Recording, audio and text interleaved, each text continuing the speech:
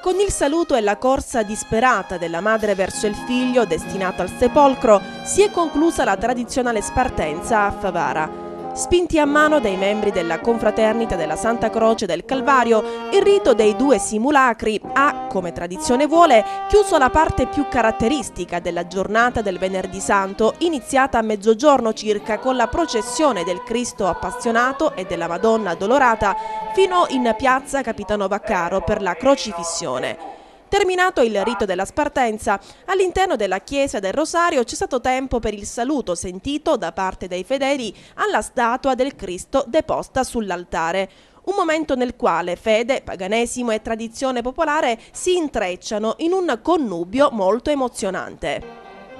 Il rito serale ha avuto inizio con la processione dell'urna vuota che da piazza Cavour giunge al Golgota. Prima di deporre la statua del Cristo morto nella teca c'è stata l'omelia di Don Mario Jacopo Nelli e a seguire i canti di passione a cura del gruppo armonico Incontri diretto dal maestro Graziella Fazzi.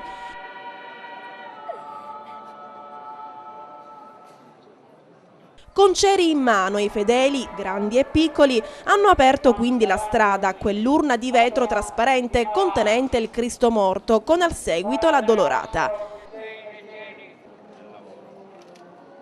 Fiori e petali lanciati dai fedeli dalle finestre e dai balconi hanno accompagnato il triste passaggio dei simulacri che dal Calvario si dirigevano in piazza Cavour, attraversando via Umberto, via Margherita e via Vittorio Emanuele.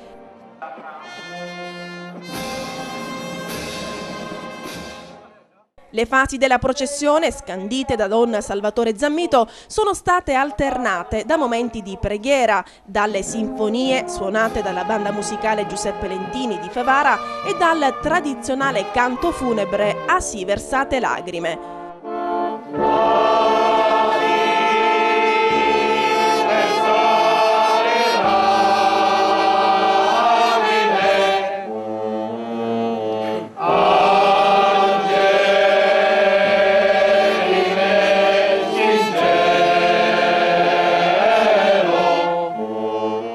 Un religioso silenzio ha avvolto piazza Cavour durante l'omelia dell'arciprete della città Don Mimmo Zambito che, meditando su una delle brevi frasi di Gesù in croce, "Ho sete", ha voluto far riflettere su cosa Gesù, proprio con quella frase, vuol dire ad ogni favarese e su cosa vorrebbe da ciascuno.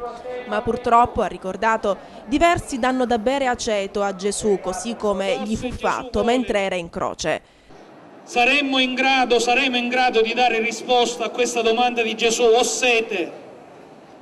Se tornando alle nostre case, alla vita coniugale per quanti sono coniugi, tornando alle nostre parrocchie fra noi sacerdoti e gli amministratori al municipio dove si prendono i doveri e gli imprenditori alle imprese, tutti tornando a casa, risentissimo ancora e sempre rivolta a ciascuno la domanda di Gesù: ho sete. Lasciamoci impregnare stasera da questa parola. Ma oltre ad avere sete, Gesù riceve da noi una risposta terribile. Per ben 3 volte il Vangelo di Giovanni dice: gli diedero da bere aceto. E aceto continuiamo a gettare sulla nostra città, sulle sue ferite, voti di amore, di dolcezza, di misericordia e di generosità.